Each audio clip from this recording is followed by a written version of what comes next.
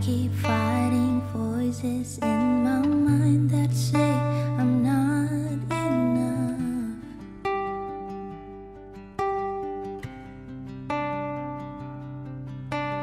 Every single lie that tells me I will never measure up.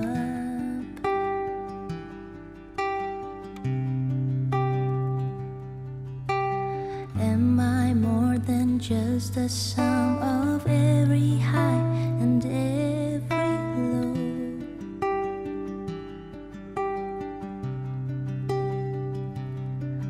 Remind me once again just who I am, because I need to know.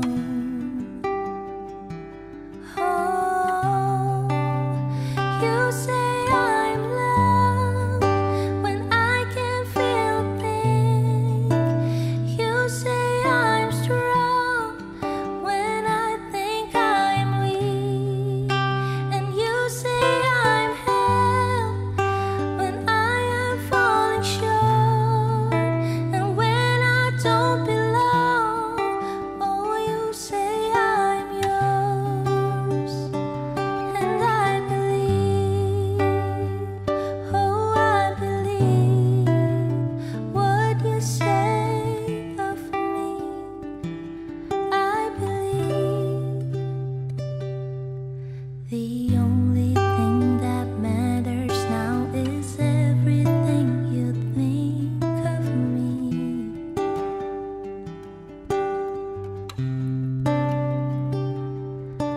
In you I find my word, in you I find my identity. Oh, you say I'm loved when I can feel a thing. You say I'm strong when I think I'm weak. And you say I'm held when I am falling short. When I don't belong, oh, you say I'm yours. And I believe, oh, I believe what you say of me. Oh, I believe.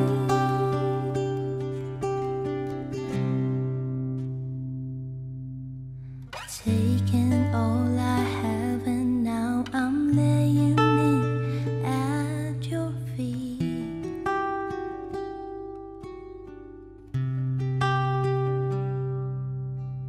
You have every failure, God, you'll have every victory.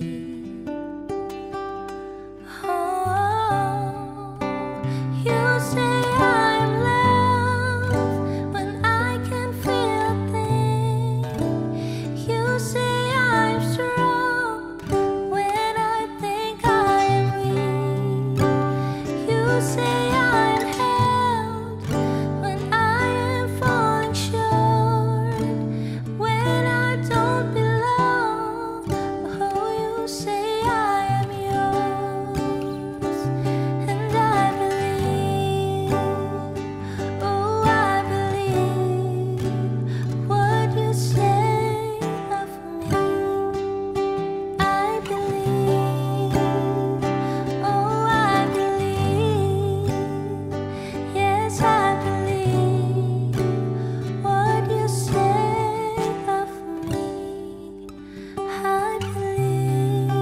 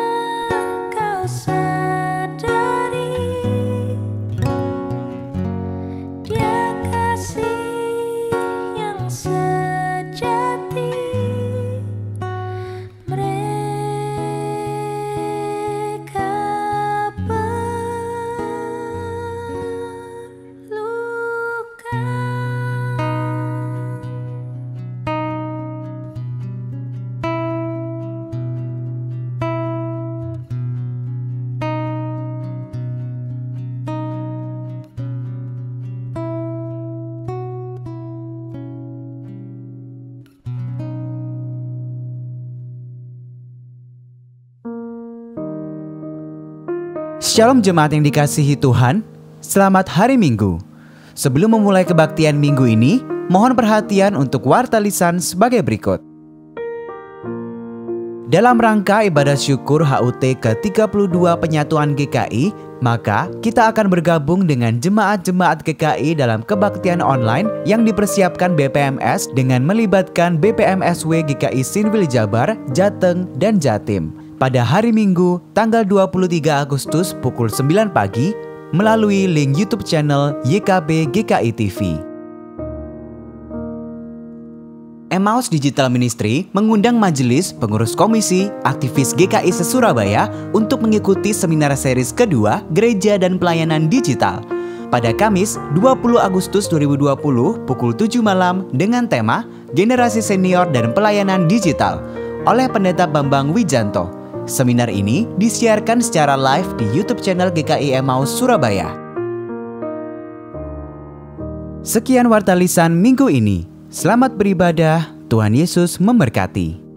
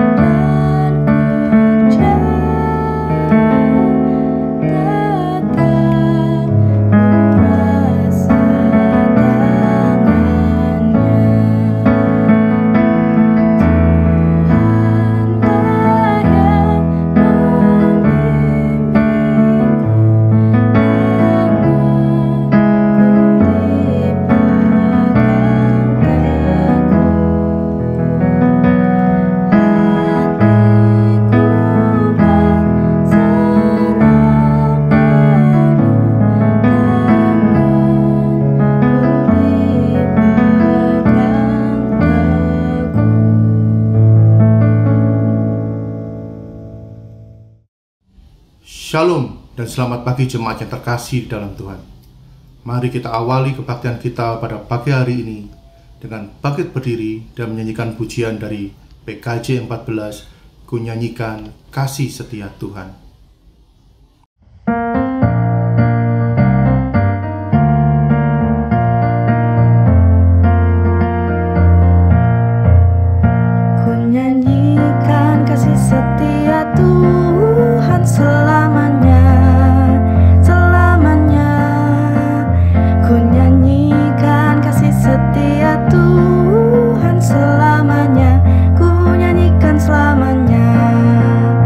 Ku tutup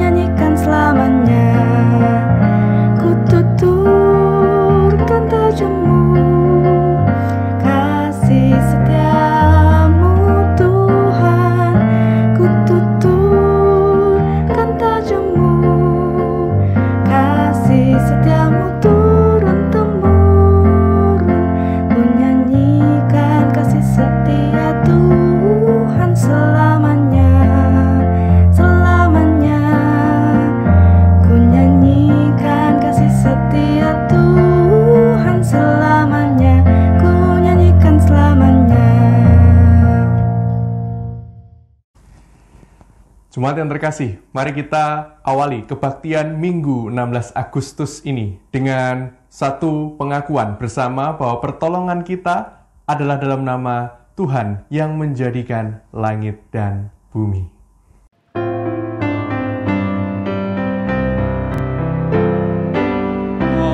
Amin, amin, amin.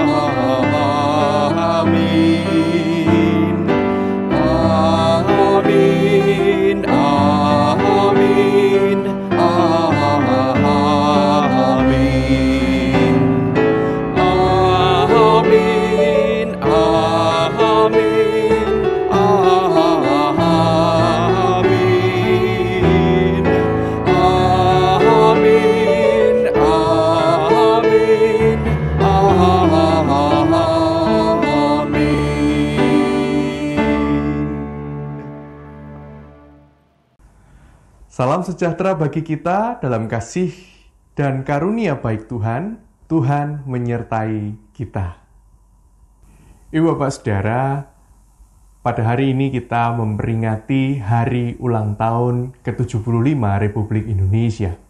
Dan di hari ini kita juga diberi tema yang menarik, Quo Vadis Gereja di Indonesia.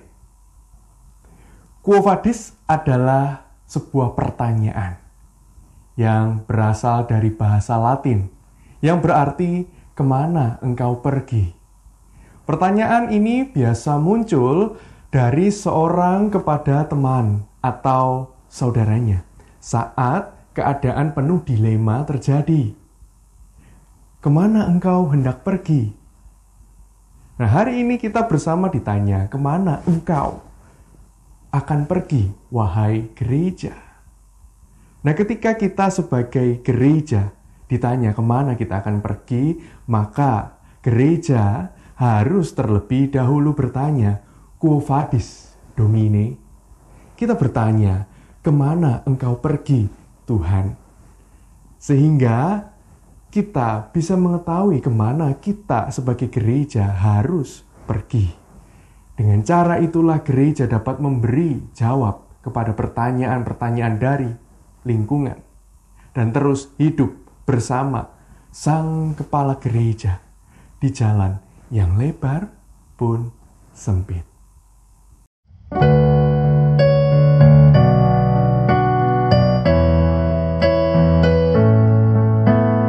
Di jalan hidup yang lebar sempit, orang sedih mengerang.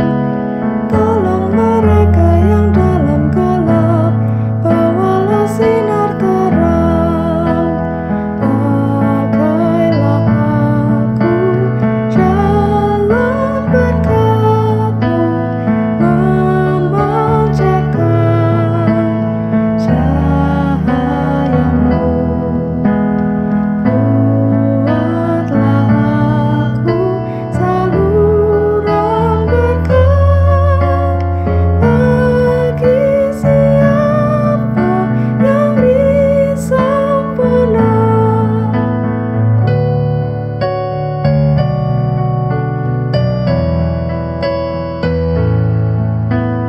Wartakan Kristus dengan kasih-Nya, pengampunan-Nya penuh. Orang kan datang apabila engkau menjadi saksi teguh. Pakailah aku jalan berkat-Mu, memancarkan cahaya-Mu. Buatlah aku saluran berkat bagi siapa yang risau benar. Saudara-saudara, kini saatnya bagi kita untuk mengaku dosa kita di hadapan Tuhan. Mari kita merendahkan diri kita di hadapan-Nya dan menyatakan setiap apa yang kita gumulkan. Mari kita berdoa. Yalah Bapa kami sungguh bersyukur karena hingga hari ini Engkau terus bersama-sama dengan kami, menemani kami, menuntun langkah kami. Pada hari ini Tuhan, melalui tema Quo Vadis, kami kembali diingatkan Tuhan betapa kami juga kerap kali masih bingung harus melangkah kemana dan seperti apa. Tuhan, kami sangat tahu bahwa kami harus senantiasa mencari kehendak-Mu. Ampuni kami ya Bapa bila dalam keseharian masih saja kami tak mencari kehendak-Mu. Ataupun ketika kami mencari kehendak-Mu, lalu kami menemukannya, kami sering menyangkal. Kami sering memilih untuk tidak melakukannya, sebab itu mengganggu kenyamanan kami, mengganggu kebiasaan-kebiasaan kami. Tolong kami Tuhan, tolong kami. Ajarlah kami ketika kami berinisiatif untuk mencari kehendak-Mu, mampukanlah kami juga untuk melakukan kehendak-Mu dalam kehidupan kami setiap hari. Ampuni kami Tuhan, ampuni kami bila kami belum selalu berhasil menerapkannya. Kiranya Roh Kudus yang terus senantiasa menuntun kami, makin hari makin mampu hidup sesuai dengan kehendak-Mu.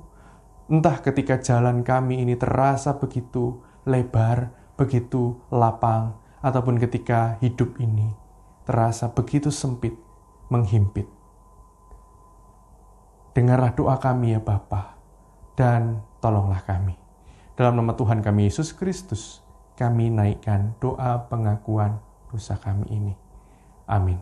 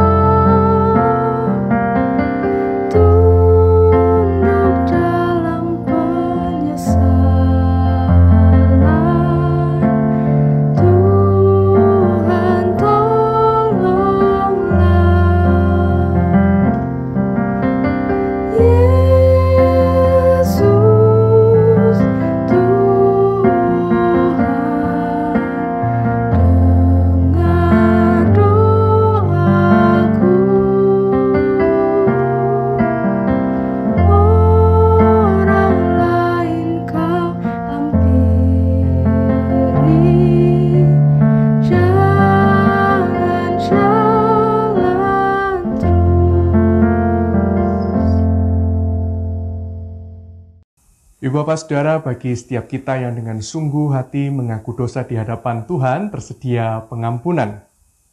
Berita anugerah pada hari ini diambil dari Injil Yohanes pasal 14 ayatnya yang ke-6. Di sana dikatakan kepada kita, "Akulah jalan dan kebenaran dan hidup. Tidak ada seorang pun yang datang kepada Bapa kalau tidak melalui aku. Sekiranya kamu mengenal aku, pasti kamu juga mengenal Bapa-Ku. Sekarang ini kamu mengenal Dia dan kamu telah melihat Dia." Demikianlah berita anugerah dari Tuhan bagi kita. syukur kepada Allah, dan salam damai bagi kita semua.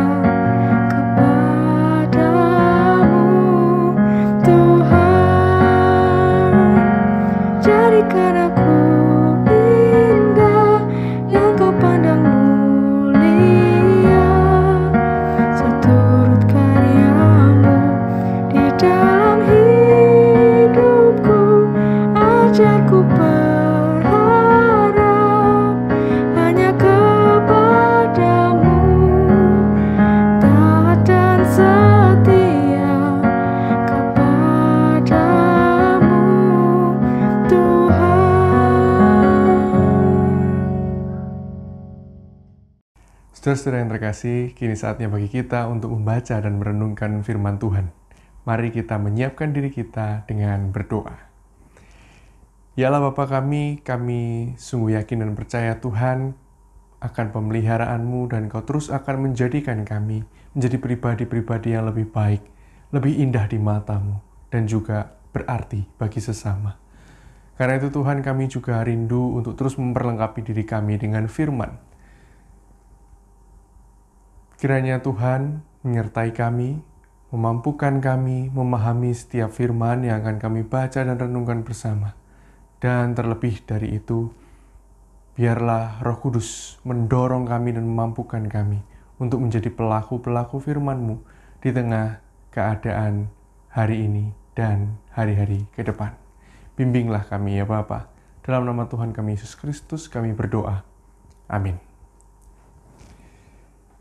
Jemaat yang terkasih, mari kita membaca bagian firman Tuhan pada hari ini yang diambil dari Yeremia pasalnya yang ke-29 ayat 1-9. Ada dua bacaan hari ini, namun saya memilih untuk kita bersama-sama membaca Yeremia pasal 29 ayat 1-9. Saya akan bacakan bagi kita semua. Beginilah bunyi surat yang dikirim oleh Nabi Yeremia dari Yerusalem kepada tua-tua di antara orang buangan, kepada imam-imam kepada nabi-nabi dan kepada seluruh rakyat yang telah diangkut ke dalam pembuangan oleh Nebukadnezar dari Yerusalem ke Babel. Itu terjadi sesudah Raja Yekonya beserta Ibu Suri, pegawai-pegawai istana, pemuka-pemuka Yehuda dan Yerusalem, tukang dan pandai besi telah keluar dari Yerusalem. Surat itu dikirim dengan perantaraan Elasa bin Safan dan Gemaria bin Hilkia yang diutus oleh Zedekia, Raja Yehuda ke Babel, kepada Nebukadnezar, Raja Babel. Bunyinya, beginilah firman Tuhan semesta alam, Allah Israel, kepada semua orang buangan yang diangkut ke dalam pembuangan dari Yerusalem ke Babel. Dirikanlah rumah untuk kamu diami, buatlah kebun untuk kamu nikmati hasilnya. Ambillah istri untuk memperanakkan anak laki-laki dan perempuan. Ambilkanlah istri bagi anakmu laki-laki dan carikanlah suami bagi anakmu perempuan, supaya mereka melahirkan anak laki-laki dan perempuan, agar di sana kamu bertambah banyak dan jangan berkurang. Usahakanlah kesejahteraan kota kemana kamu aku buang, dan berdoalah untuk kota itu kepada Tuhan, sebab kesejahteraannya adalah kesejahteraanmu. Sungguh, beginilah firman Tuhan semesta alam, Allah Israel. Janganlah kamu diperdayakan oleh nabi-nabimu yang ada di tengah-tengahmu dan oleh juru-juru tenungmu, dan janganlah kamu mendengarkan mimpi-mimpi yang mereka mimpikan. Sebab mereka bernubuat palsu kepadamu demi namaku. Aku tidak mengutus mereka. Demikianlah firman Tuhan. Demikianlah bacaan kita pada hari ini. Berbahagialah mereka yang mendengarkan firman Allah dan yang memeliharanya. Haleluya.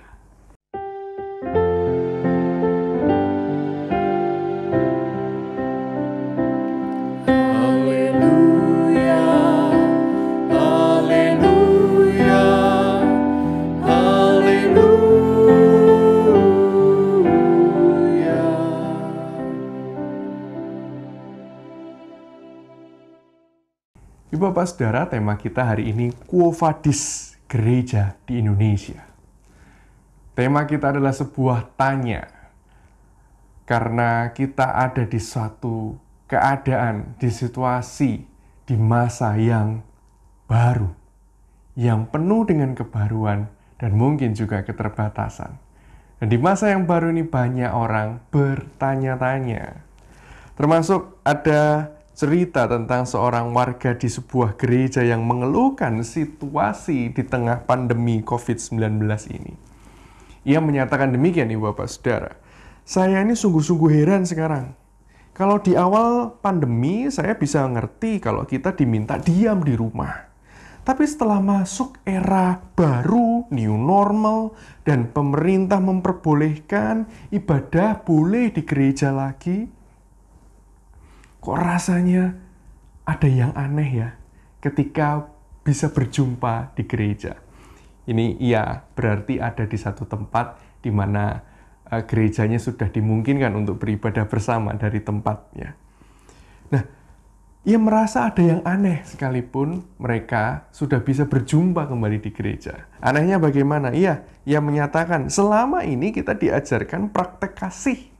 Senyum, sapa, salam. Kalau perlu sampai berangkulan, berpelukan, ya cipika-cipiki. Dan kalau berbincang, ngobrol tuh mesti dalam waktu yang lama. Saat ini ketemu di gereja bisa, itu semua tidak bisa dilakukan. Sekarang ini malah segera-segera diminta untuk berjaga jarak, menjaga jarak, bahkan disuruh segera untuk pulang ke rumah. Dia menyatakan juga, seorang jemaat ini menyatakan juga ketika ia harus melayat ke tempat kerabatnya, sahabat dekatnya. Ia juga merasakan keanehan ketika pergi melayat. Dia berkata, saya hanya bisa melihat sedikit wajah keluarga di balik masker tertutup. Ia bisa melihat bahwa keluarga berduka itu sedang terseduh. Tapi dia hanya bisa memberi salam dada. Turut berduka cita ya. Hanya itu yang bisa ia sampaikan. Kalaupun menepuk, bisa menepuk pundak dari belakang saja. Tidak bisa memeluk hangat untuk memberikan empati dan menenangkan hati yang berduka. Ia menjadi sedih. Dia sadar memang ini semua demi mencegah penyebaran COVID-19, tapi ia tetap merasa itu semua aneh. Mengapa menjadi sulit mempraktekkan kehangatan, kasih persaudaraan dan persekutuan di masa kini? Saudara-saudara, komentar-komentar seperti ini menunjukkan bahwa kita semua ini mengalami keterkejutan. Kita semua ini syok. Kita tidak siap menghadapi pandemi dengan segala kebaruan dan keterbatasan yang diakibatkannya. Kita tidak nyaman dengan keadaan terkini. Dan ketidaknyamanan dan keterkejutan ini disertai dengan kebingungan. Bingung dan khawatir. Kita bingung, apakah akan seperti ini terus ya? Ibadah ini online terus begini. Sementara pandemi juga belum jelas kapan berakhirnya. Dalam hati sebagian umat mungkin ada yang bertanya, bagaimanapun ibadah di gedung gereja itu jauh lebih mengena dibanding ibadah secara virtual. Dan itu membuat kita tentu berharap semua segera berlalu dan kita kembali seperti biasanya. Kita bingung dan kita khawatir juga di tengah kebaruan dan keterbatasan ini. Muncullah juga pertanyaan-pertanyaan, bagaimana kita bisa merawat komunitas yang sedang berdiaspora ini? Terpisah-pisah oleh jarak. Kemana kita harus melangkah? Quo vadis. Pertanyaan ini, Bapak Ibu Saudara, juga dimiliki oleh umat Israel, Yehuda ketika itu dalam pembuangan di Babel. Cerita dalam Yeremia 29 ini terjadi kurang lebih 1-2 tahun sejak mereka berada di Babel. Bisa dikatakan baru memang, namun sudah cukup untuk membuat orang yang dalam pembuangan itu ingin segera kembali ke negeri asal bersama dengan mereka, teman-temannya, saudara-saudaranya yang ada yang tidak dibuang kan, gitu. Ada yang tidak ikut dibawa dalam pembuangan kan. Sebab senyaman-nyamannya tempat pembuangan itu, senyaman-nyamannya negeri asing, tempat yang baru itu tentu lebih nyaman gubuk sendiri. Dan dalam keadaan seperti itu mereka yang pengen segera keluar dari keadaan ini berjumpa dengan orang-orang yang boleh disebutkan sebagai nabi-nabi palsu yang memberikan pengharapan-pengharapan palsu. Mereka menyatakan bahwa Babel akan hancur. Dan pembuangan ini hanya akan terjadi sekejap saja. Dan kau akan kembali lagi dalam 2 tahun saja. Tentu harapan ini sekalipun palsu lebih enak didengar dan lebih mudah untuk dipercaya, lebih ingin dipercaya oleh orang-orang dalam pembuangan. Di saat itulah surat dari Nabi Yeremia yang datang dari Tuhan sendiri datang kepada mereka yang dalam pembuangan. Yeremia menyampaikan apa maksud Tuhan bagi mereka yang sedang berada di pembuangan. Surat ini jelas bukan surat abal-abal, bukan surat palsu seperti berita-berita yang menyampaikan bahwa mereka akan segera keluar dari Babel. Tapi surat yang betul-betul terpercaya, sebab sebelum sampai ke tangan mereka saja melalui beberapa pihak terpercaya tentunya, sebelum kemudian mereka bisa membacanya. Sebuah surat yang berisi perlawanan terhadap pengharapan-pengharapan palsu yang sekedar berangkat dari mimpi-mimpi nabi-nabi palsu itu. Dan dari surat yang dituliskan oleh Nabi Yeremia kepada orang-orang di pembuangan itu, kita bisa belajar setidaknya 2 hal. Ada 2 hal yang dapat kita pelajari dari surat Nabi Yeremia dalam Yeremia pasal 29 ini. Yang pertama, Ibu Saudara, mari kita lihat kembali ayat 5 dan 6. Dari kedua ayat ini kita diminta untuk bertahan menjalani keseharian. Poin pertamanya, kita diminta bertahan di tengah keseharian. Saudara-saudara, orang Yehuda yang dibuang menjadi bangsa yang asing di tengah penduduk Babel, tentu mereka mengalami goncangan psikologis. Karena Ada perbedaan-perbedaan yang mereka alami. Perbedaan budaya jelas, perbedaan agama juga ada, perbedaan gaya pemerintahan itu juga mereka alami. Dan yang terutama, selama ini mereka menyembah satu Allah. Allah Israel, Allah Yahweh. Tapi di Babel ada 2.500 dewa. Itu tentu mengguncang mereka. Mereka bingung, mereka takut. Akibat nubuatan palsu bahwa 2 tahun mereka akan kembali lagi ke Yerusalem. Mereka di tengah kebingungan itu akhirnya pasrah-pasrah aja, diam-diam saja. Mereka hanya menunggu, tidak mau berbuat apa-apa, termasuk untuk diri mereka sendiri. Oleh karena itu Yeremia mengingatkan bahwa masa pembuangan ini tidak pendek, tidak 2 tahun, bahkan di ayat-ayat setelahnya. Kita bisa melihat bahwa Yeremia menyampaikan informasi bahwa pembuangan itu akan berlangsung 70 tahun.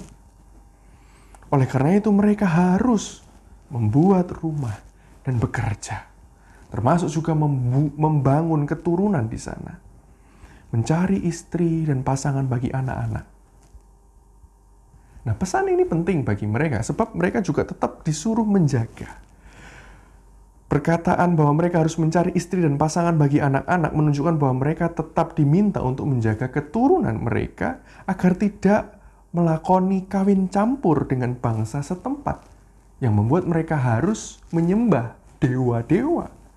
Dan mereka hidup berbaur, mereka diminta untuk berkarya bersama-sama di sana, tapi tetap diminta juga untuk menjaga kemurnian bangsa mereka. Dan dengan begitu saat mereka kembali, mereka akan kembali tetap sebagai satu bangsa yang murni, umat pilihan Allah. Nah, saudara-saudara, dari kisah ini, dari poin dalam ayat 5 dan 6 ini, kita bisa belajar di tengah masa pandemi ini. Sekalipun dari media kita mendengar berita bahwa vaksin sedang terus diupayakan, ya, bukan berarti kita bisa menganggap bahwa semua keadaan hari ini akan berakhir dalam sekejap saja. Kita memiliki pengharapan bahwa semua akan berlalu. Tapi tidak berarti kita harus terburu-buru dan tergopoh-gopoh.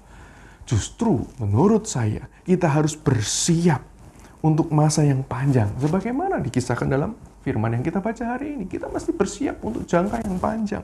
Mungkin tidak sepanjang umat Israel berada di pembuangan di Babel, tapi kita mesti menyiapkan atau membayangkan masa yang cukup panjang. Namun, kita perlu mengerjakan hari demi hari, setiap hari ini sebaik-baiknya. Dengan juga mengisinya, membangun persekutuan dan kehidupan dengan segala kebaruan dan keterbatasannya. Daripada kita terus meratapi betapa anehnya beribadah secara online, alangkah baiknya bila kita memeriksa dengan makin sungguh dan serius tentang bagaimana kita sudah membangun relasi kita dengan Tuhan di dalam setiap peribadahan kita. Baik melalui media online seperti hari ini, maupun dalam peribadahan-peribadahan pribadi kita. Ketika kita baca, ketika kita merenung firman, ketika kita berdoa secara pribadi.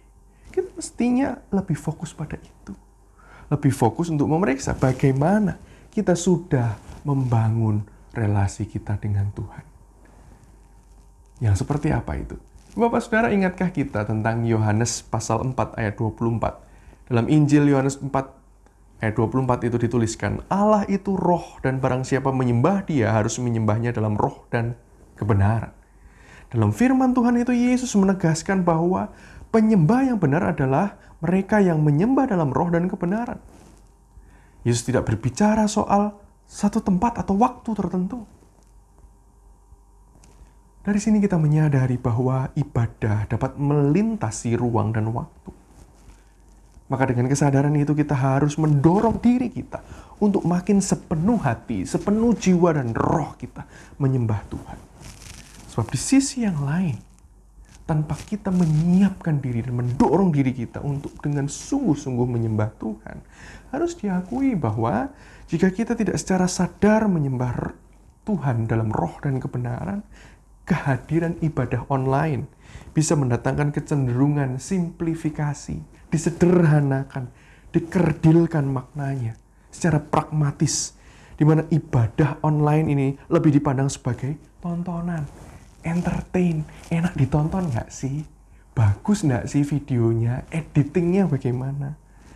Sekedar semacam hiburan semata.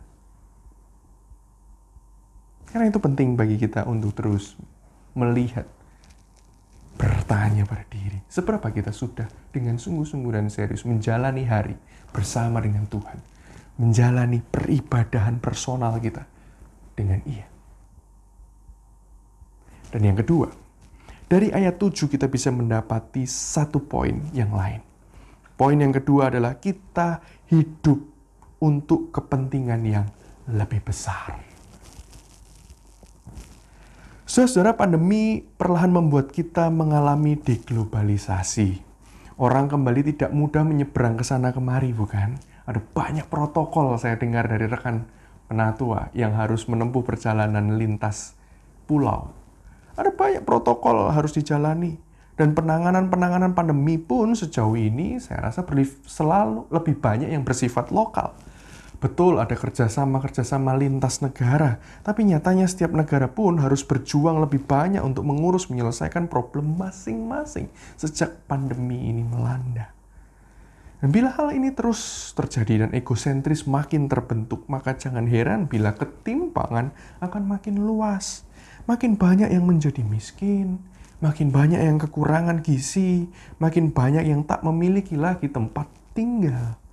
Akan banyak yang mengalami kendala untuk mengakses fasilitas pendidikan.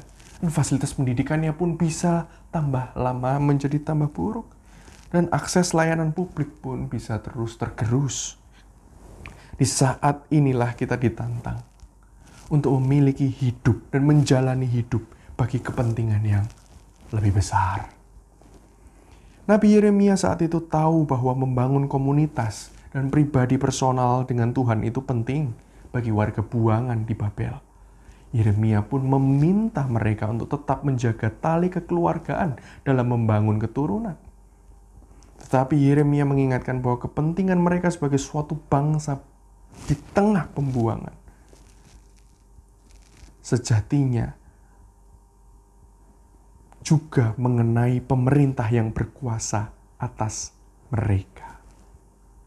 Di wilayah tempat mereka dibuang, yaitu Babel, maka mereka pun harus melihat kepentingan negara di tempat mereka berada itu juga menjadi kepentingan diri mereka. Kesejahteraan bangsa Babel juga akan berdampak bagi mereka yang ada dalam pembuangan. Maka kepedulian pada kepentingan yang lebih besar ini yang akan membuat mereka akan disegani atau tidak sebagai suatu bangsa yang sedang ada dalam pembuangan di Babel. Karena itu Yeremia meminta mereka dengan serius memperhatikan kehidupan yang lebih luas itu. Maka kita pun hari ini juga seharusnya bertindak demikian, Ibu Bapak Saudara. Selain kita berjuang dan bertahan untuk membangun diri dan komunitas kita secara spiritual, sudah saatnya kita juga hidup untuk kepentingan yang lebih besar. Tidak perlu kita melihat terlalu jauh, kita harus bantu orang di mana yang berada di luar pulau, di luar kota, di luar provinsi. Tidak perlu. Mari kita buka kembali katalog PIN Emmaus. Coba kita lihat lagi di sana, ada berbagai iklan niaga yang bisa membuat kita terbantu. Dan juga dengan kita terbantu oleh PIN Emmaus, kita juga membantu mereka-mereka yang melibatkan diri atau terlibat sebagai orang-orang yang memberikan layanan, jasa maupun makanan yang ada di dalamnya. Kita bisa membangun komunitas kita, bukan hanya dalam segi spiritual, namun juga kita bisa membangun pemberdayaan ekonomi sebagai saudara seiman. Di lingkup yang sedikit lebih luas, kita juga bisa mengakses e-jol market. Ada di Instagram, ada juga melalui media WhatsApp. Kita bisa terbantu oleh program dari BPMSW, GKI SW Jatim hari-hari ini. Mereka membeli buah dan sayur dari petani langsung dengan tujuan agar para petani itu bisa mendapatkan harga yang layak di tengah keadaan hari ini. Sehingga mereka juga terus boleh merasa berdaya, bergembira juga ketika mereka juga dapat menjual hasil panen mereka dengan harga yang layak. Dengan kita membeli di Ijol Market, kita juga bisa memberkati mereka, para petani. Dan sebaliknya tentu kita juga merasakan nikmatnya buah dan sayur yang segar itu. Bapak Saudara, lihatlah, langkah yang perlu kita ambil mungkin kecil sebenarnya, sederhana saja. Namun saat semua itu kita lakukan dengan kerinduan yang besar, maka percayalah akan ada dampak yang besar juga. Percayakanlah semua itu pada Tuhan. Tuhanlah sang penyelenggara kehidupan kita ini. Bila kita ditanya, Quo Vadis gereja di Indonesia? Hal pertama yang perlu kita lakukan adalah kita tanya kepada Tuhan, Quo Vadis Domini? Kemana Engkau melangkah dan kemana Engkau menuntun langkah kami ke depan? Dan melalui firman hari ini kita mendapati bahwa Ia menuntun kita, mengajak kita untuk bertekun, bertahan dalam menghadapi keadaan, dalam mengerjakan keseharian kita. Ia ingin kita bertekun mengerjakan keseharian kita, bertahan di tengah keadaan ini dengan semangat, dengan gairah hidup untuk kepentingan yang lebih besar. Ia ingin kita mengerjakan itu. Karena dengan kita bertekun, bertahan, dan mengerjakan karya-karya untuk kepentingan yang lebih besar itu, Tuhan sendiri akan terus menganugerahkan kepada kita kreativitas-kreativitas yang baru untuk merawat persekutuan, merawat gereja Tuhan. Dan juga Tuhan akan menganugerahkan kepada kita inovasi-inovasi yang baru untuk memajukan bangsa kita, Indonesia. Selamat ulang tahun, Indonesia merdeka. Tuhan memampukan kita. Amin.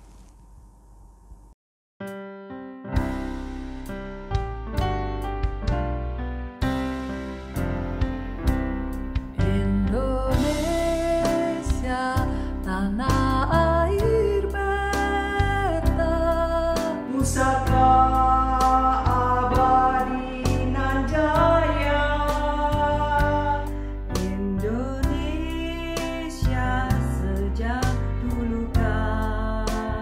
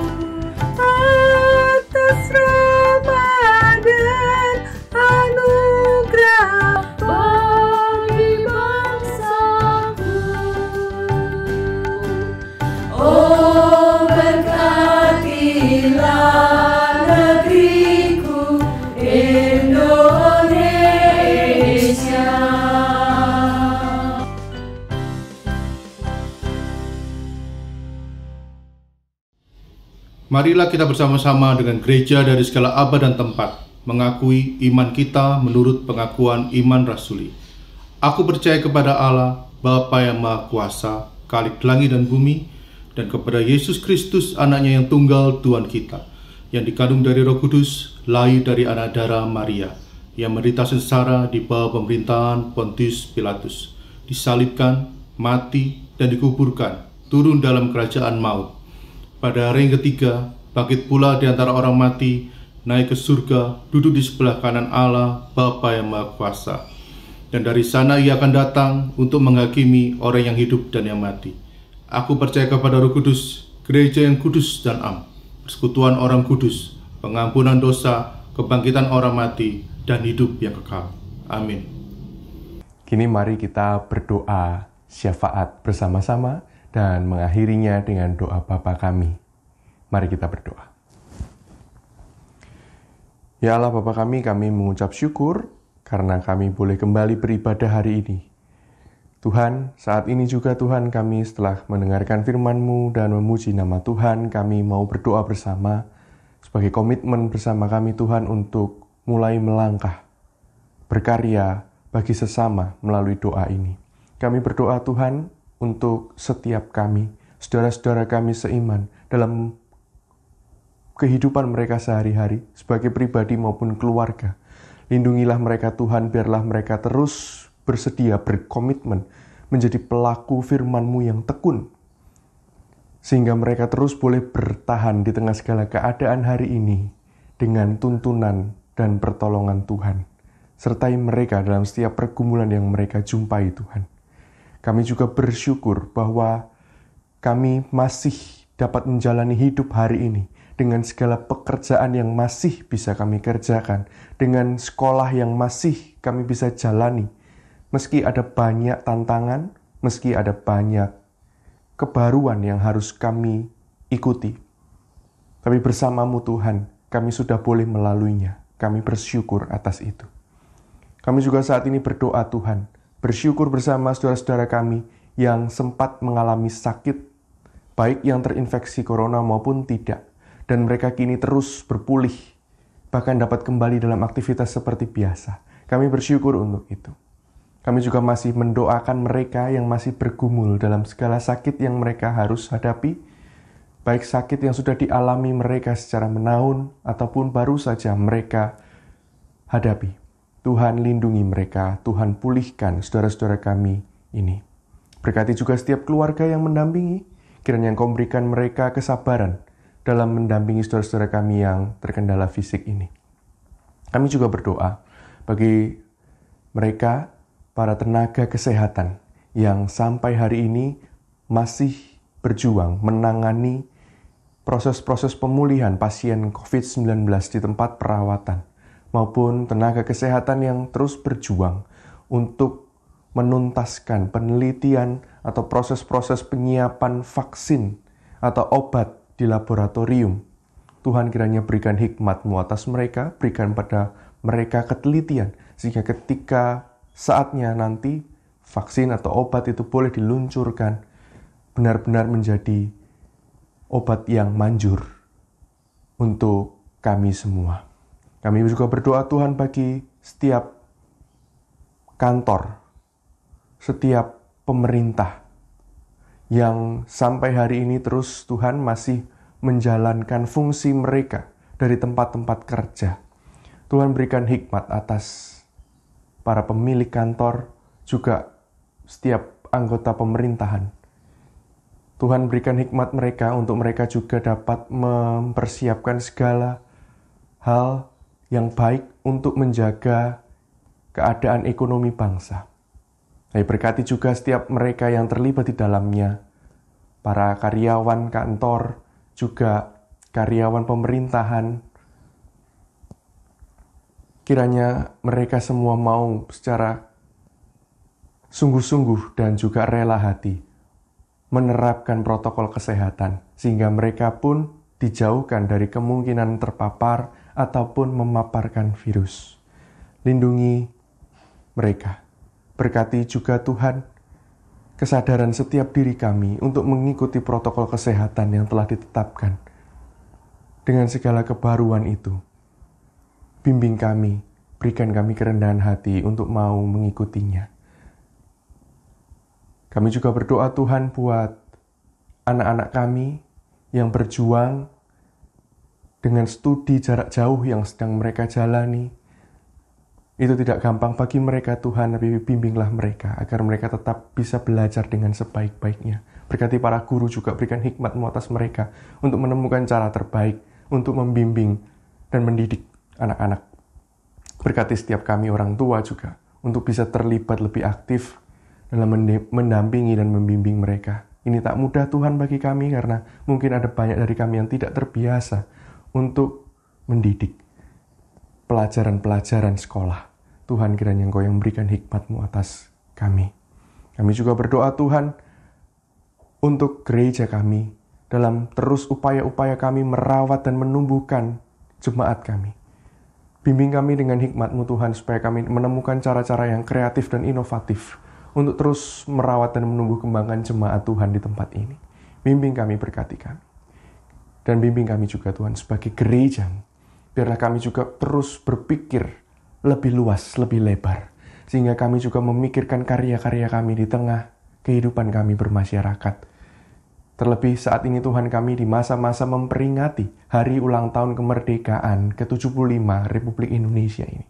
Bimbinglah kami Tuhan sebagai warga negara, supaya kami juga boleh menjadi warga negara yang bersumbangsi positif melalui kehidupan kami sehari-hari sebagai murid Kristus.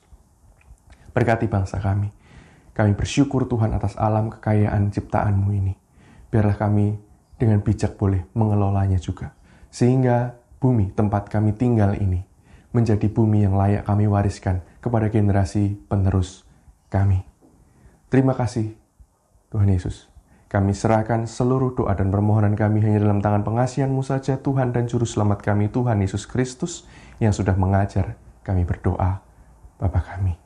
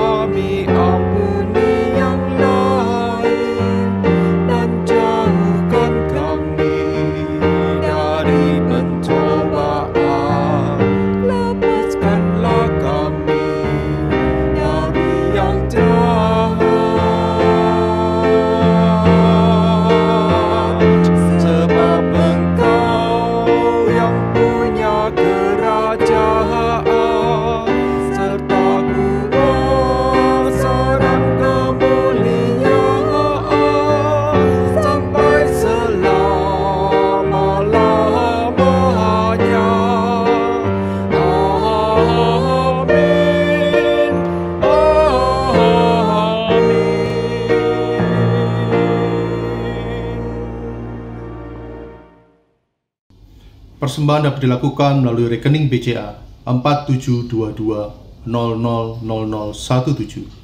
Bila anggota jemaat tidak dapat melakukan transfer, maka persembahan dapat disimpan dan dipersembahkan langsung pada kebaktian di gereja ketika keadaan sudah pulih. Sementara bagi jemaat yang memberikan persembahan khusus seperti perpuluhan, harap mencantumkan keterangan pada kolom berita perpuluhan. Nats yang mendasari persembahan kita pada pagi hari ini terambil dari Roma 12 ayat yang pertama. Karena itu, saudara-saudara, demi kemurahan Allah aku menasihatkan kamu, supaya kamu mempersembahkan tubuhmu sebagai persembahan yang hidup, yang kudus dan yang berkenan kepada Allah. Itu adalah ibadahmu yang sejati. Mari kita naikkan pujian dari KJ 337 ayat yang pertama, betapa kita tidak bersyukur.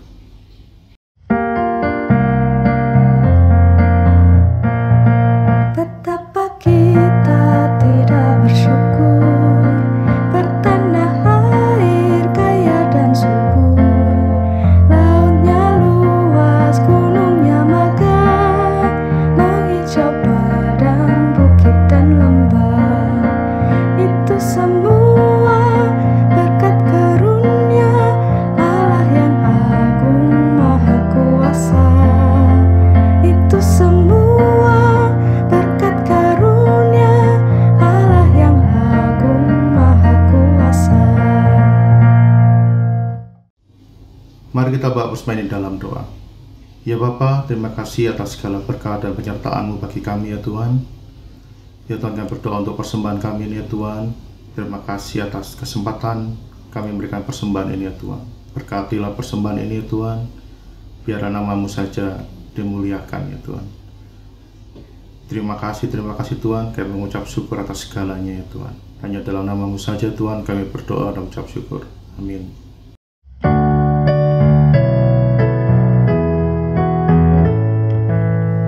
Tersembunyi ujung jalan, hampir atau masih jauh, ku dibimbing tangan Tuhan ke negeri yang tak ku tahu.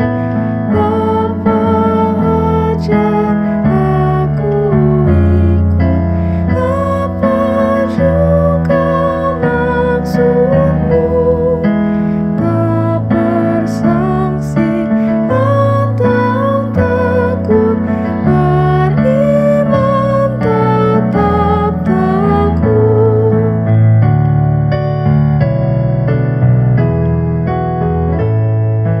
Meski langkahmu semua tersembunyi bagiku, hatiku menurut jua dan memuji kasih-Mu. Meski kini tak ku nampak, nanti ku berbahagia apabila terang-Mu nampak dengan kemuliaan-Nya.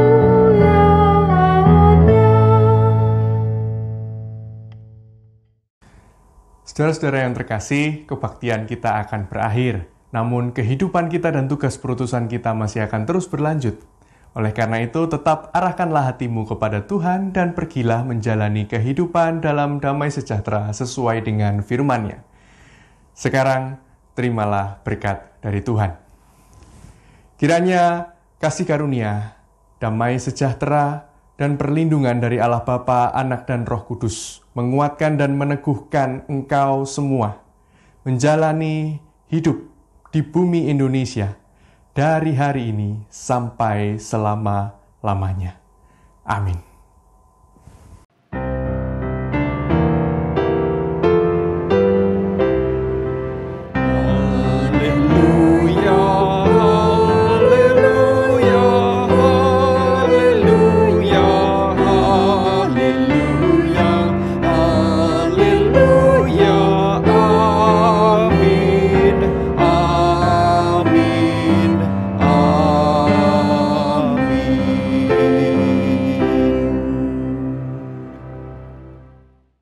Dalam rangka memperingati Hari Ulang Tahun Republik Indonesia, saya mengajak jemaat untuk bangkit berdiri dan bersama-sama kita menyanyikan lagu Indonesia Raya.